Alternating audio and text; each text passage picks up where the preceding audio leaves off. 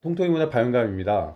정량평가, 정성평가 이런 말은 입시 연구하는 분들이나 알고 있고 일반인들은 잘 모르다가 막 골치 아프게 되는 그런 용어들 중에 하나인데, 어려울 게 하나도 없고, 정량평가는 말 그대로 양을 가늠해 본다. 정할 정자긴 하지만 양을 평가해 보는 게 정량평가, 그리고 정성평가는 그 안에 성격, 그러니까 정량평가로 재어지지 않는 것들을 가늠해보기 위해서 만든 척도가 정성평가죠. 학교에서는 이제 성적 같은 게 이렇게 성적표 나오면 이게 정량평가가 되겠고, 이 아이가 그 외에 갖고 있는 다른 부분들, 인재로서 갖고 있는 활동력이라든가 뭐 친화력이라든가 창의력이라든가 이런 것들을 수치화할 수 없기 때문에 정성평가를 합니다. 어린 왕자가 여우한테 들었던 중요한 말 중에 하나가, 중요한 건 눈에 보이지 않는다는 거잖아요. 이걸 여기 갖다 대보면 여우는 정성평가로서의 그 부분을 얘기하는 거고, 많은 부분이 알겠지만 진짜 어떤 사람이 성공하거나 잘 되는 부분은 눈에 보이지 않는 부분에서 결정난다는 거를 우리는 이제 보면 볼수록 확인할 수 있게 되는데, 다만 이제 사람이 이제 불안해지게 되면 그럴수록 어떤 성향을 보이냐면 자꾸 확실한 거, 더 지금 눈앞을 보장해 줄 수 있는 거, 여기에 매달리게 됩니다. 우리가 첫 번째 영상에서 그말 경주에서 첫 번째 경기를 꼭 이기려고 매달리는 것 때문에 장기적인 시야를 갖지 못한다라는 말씀을 드린 적이 있는데, 대학생들이 자꾸만 갈수록 학생들은 줄어들고 대학의 숫자는 크니까 어느 정도 지나면은 학생들이 수능 별로 안 쳐도 들어갈 수 있을 거라는 생각을 했었죠, 한때. 그런데 지나고 보니까 오히려 인서울이나 중요한 대학 또는 의대나 이런 곳의 경쟁률은 갈수록 더 심화되고 있습니다.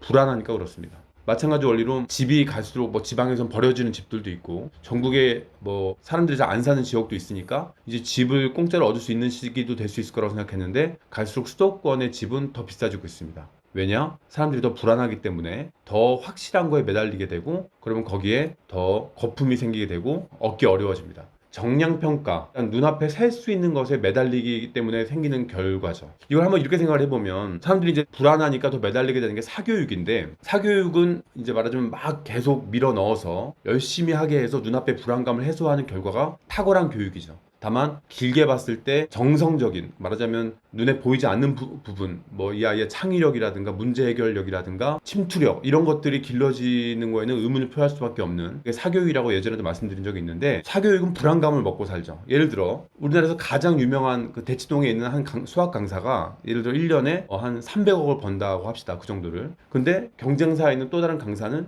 10억을 법니다.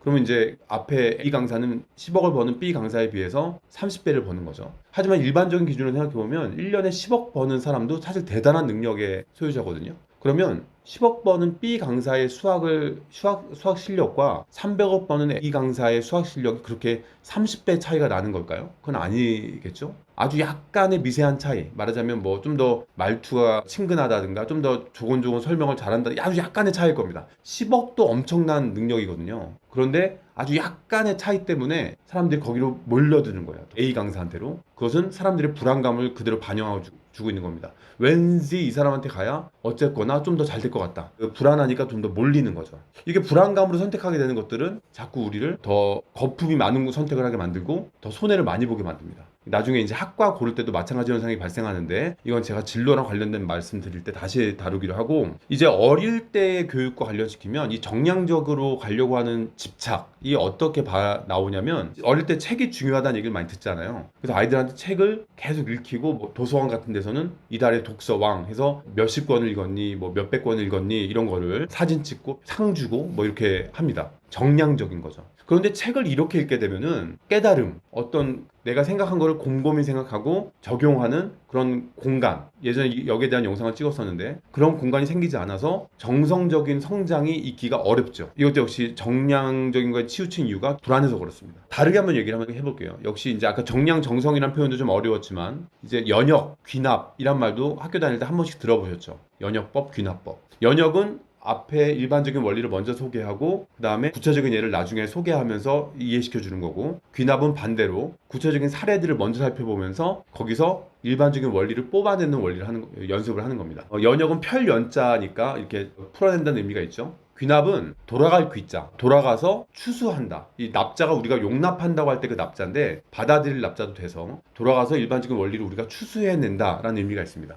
학교에서 배웠던 거를 떠올려 보면 우리가 주로 연역법적으로 공부를 했던 것 같습니까? 아니면 귀납적으로 했던 것 같습니까? 대체로 연역적으로 했죠. 이 연역은 학교라는 공간, 한 명의 교사가 여러 명의 학생을 통제해야 하는 그런 공간에서 효과적으로 일어날 수 있는, 그리고 빨리 어떤 과목을 습득하게 하는데 아주 유용한 방식입니다. 먼저 원리부터 알려주고 하는 거죠. 잘라 말해서 시험 보기에 아주 좋은 방식입니다. 이거를 역사적 사건과 좀 연관시켜 보면 그 스푸트니크 쇼크랑 얘기를 할 수 있죠. 이게 들어본 적이 있는 분이 있겠지만 냉전 시대에 미국과 소련이 서로 이제 경쟁을 하고 있을 때 미국이 핵 기술에는 훨씬 앞서간다고 생각을 했는데 갑자기 소련이 스푸트니크 최초의 인공위성을 쏴가지고 미국이 완전 놀래고 자존심이 상한 사건이었죠. 이때를 기점으로 미국이 나사를 만들게 됐잖아요. 그래서 스푸트니크 쇼크가 있기 전에는 미국의 전체 교육이 존 듀이라고 하는 아주 유명한 경험주의 교육자에 의해서 진보주의 교육, 아이들의 경험과 말하자면 아까 말했던 귀납적인 어떤 구체적인 사례들을 보면서 자신이 결론에 이르게 하는 그런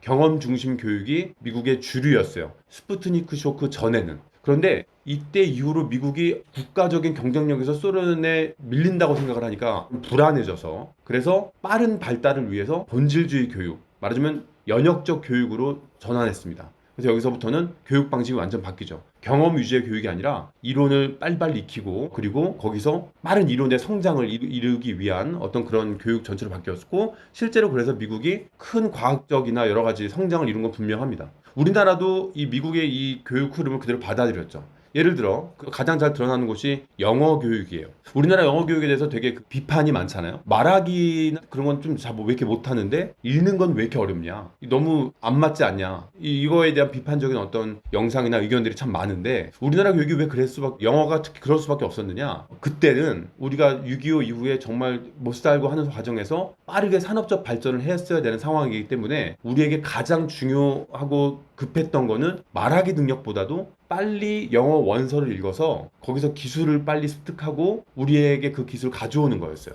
그러니까 읽기 능력이 훨씬 중요했던 거죠. 그것 덕분에 우리가 이렇게 빨리 발전할 수 있었던 겁니다. 그러다 보니까 이제 와서 그런 영어가 무슨 소용이 있냐, 실질적으로 말을 할 수 있어야 될 거 아니냐라고 이제 비판을 받고 있는 거긴 하지만, 말하자면 유명한 밈으로 말하자면 그때는 맞고 지금은 틀리다, 이런 상황이 된 겁니다. 홍상수 감독의 비슷한 영화 제목이 있었죠. 이건 통찰해서 상당히 중요한 표현입니다. 그때는 맞고 지금은 틀리다. 한번 맞았던 것을 계속 적용하려고 하는 속성이 있는데 그걸 벗어날 때가 필요하다는 거죠. 그래서 아무튼 스푸트니크 사건을 기점으로 미국은 그 전에는 진보주의 교육을 하다가 그 다음에는 본질주의로 돌아갔어요. 이게 거꾸로 된 거죠. 진보라고 하는 것은 한 걸음 더 앞으로 나아갔다는 건데 진보적인 교육을 하다가 다시 원래로 돌아갔어요. 왜 퇴보를 했느냐? 눈앞에 경쟁력이 필요하고 불안해서 그랬습니다. 그래서 국가가 성장한 건 맞아요. 근데 반대로 개인들의 한 명 한 명의 인식 수준의 성장은 일어날 수가 없는 게 된 거죠. 경험이 길러지질 않으니까. 시험은 빨리 보고 이론을 빨리 적용할 수는 있겠지만 인생과 살아가는 데 있어서 중요한 깨달음의 성장은 그만큼 일어나기 어렵게 된 겁니다. 말하자면 단적으로 말해서 깨달음과 그 배움이 나에게 적용되는 거에 있어서는 연역보다 귀납이 훨씬 더 밀접한 연관성이 있다는 얘기입니다. 그런데 우리는 그때는 맞았던 연역식 교육, 우리나라의 성장에 필요했던 연역식 교육을 하던 게 지금도 계속 적용되면서 결국 결과적으로 무슨 결과가 나왔느냐? 아이들이 배우는 것이 자기의 삶에 적용이 되질 않아요. 그냥 시험을 보기 위해서 배우는 겁니다. 원래 배운다고 하는 것은 공부는 재밌는 거고 여기서 의미를 빼가면서 재밌게 하는 건데, 그러면서 살아가는 데 적용이 되면서 더 서로 막 왔다 갔다 하는 건데, 우리는 그냥 시험을 보기 위한 것만 갇혀 있고 그렇게 재미없는 연역식 교육이 되었습니다. 경험 중심 교육이 돼야 되는데, 그래서 이제 우리는 이제 경험 중심으로 귀납적으로 돌아갈 때가 되었습니다. 요즘에 IB 교육이라고 해가지고 인터내셔널 바칼로레아, 우리나라 교육청에서도 그걸 우리에게 교육 적용하기 위해서 많이 연구하고 있는 걸로 알고 있습니다. 이런 움직임이 계속 풍성히 일어나야 합니다. 그럼 도대체 이제 우리 애한테 어떻게 하란 말이냐? 어떻게 하면 이 귀납적인 교육을 할 수 있느냐? 책을 읽는 데 있어서도 책 많이 읽는 거 좋죠. 근데 그 정량적인 게 아니라 책은 그냥 하나의 수단일 뿐입니다. 책도 깨달음을 얻기 위한 수단이에요. 책이 목표는 아닙니다. 수단과 목표가 바뀌면 문제가 생긴다 그랬죠. 책이 아니라 세상을 읽을 수 있게 해야 됩니다. 책도 그 중에 하나고요. 지금 시대가 옛날이랑 좀 달라져서 꼭 책만 읽어야 되는 건 아닙니다. 또 아이들은 주변에 너무 많은 미디어 같은 영향이 있어요. 그러면 읽는 대상도 바뀌게 되는 거죠. 단적으로 말하자면 유튜브도 읽을 수 있습니다. 유튜브 영상 있으면 밑에 자막이 나오잖아요. 어떤 거를 보느냐가 문제인 거지. 그걸 보면서 읽으면서 세상을 파악할 수 있는 거죠. 부모 때랑 다릅니다. 또 그런 영상도 있고 아니면 세상에서 일어나는 사건들을 보면서 거기서 의미를 깨달아낼 수 있는 어떤 그런 원리, 경물치지의 능력, 사물을 보고 깨달음에 하는 그런 능력을 어른이나 아이나 중요하게 여기려고 하는 게 되게 중요한데, 우리의 사고는 모두 무의식적으로 뭐가 있다? 배우는 거는 일단 시험을 보기 위해서다 라는 그 의식에서 우리가 깨어 나와야 된다는 거죠. 요즘 구독 서비스 많이 하고 또 인터넷에서 유튜브에서도 구독 부탁해요 라고 하는데, 구독이라고 하는 것의 독자는 읽을 독자잖아요. 결국 유튜브도 읽어달라는 얘기고 세상의 모든 것이 구독의 개념 대상이 된다는 얘기입니다. 읽을 수 있는 거예요. 이런 인식의 전환, 아이들한테 뉴스도 많이 보여주시고 뉴스랑 관련된 이런 얘기 많이 하고 세상을 읽는 연습을 수시로 부모와 함께 그런 대화를 하는 게 좋습니다. 제가 여기서 많이 추천하는 게 제가 만들어낸 거긴 하지만 임꺽정 교육법입니다. 임꺽정이 상당히 백정의 아들로 그 안에 분노가 많았죠. 자기는 태어나서부터 힘이 세고 모든 사람을 봤을 때 사내답고 장군감이라고 했는데 그 출생이 백정이래가지고 그 안에 항상 분노가 있었어요. 근데 이제 그런 임꺽정한테 똑같이 천한 갑바치라고 하는 그 인물이 교육을 했어요. 근데 임꺽정이 속이 꼬여 있었기 때문에 안 배우려고 하는 거죠. 나 이런 거 안 배우려고 가는데 갑바치가 뭐라고 하냐면, 오케이 알겠다, 너 글자 배우지 마라, 그 대신에 내가 재밌는 이야기나 들려줄 테니까 들으러 올래? 그러면서 임꺽정이 좋아할 만한 전쟁 이야기, 역사 속에서 싸움 이야기, 이런 것들을 이야기로 풀어서 들려줬어요. 그러니까 또 얘가 그거 듣긴 좋아해서 맨날 와가지고 선생님한테 이거 들려달라고 막 조르는 거죠. 그럼 선생님은 그 이야기를 계속 해주면서 거기서 관련된 말하자면 인문학적인 지식을 하나하나 조금씩 얘기도 해주고 했겠죠. 그 소설상의 이야기이긴 하지만 임꺽정은 평생 그 갑바치를 선생님으로 부르면서 정말 존중하게 됩니다.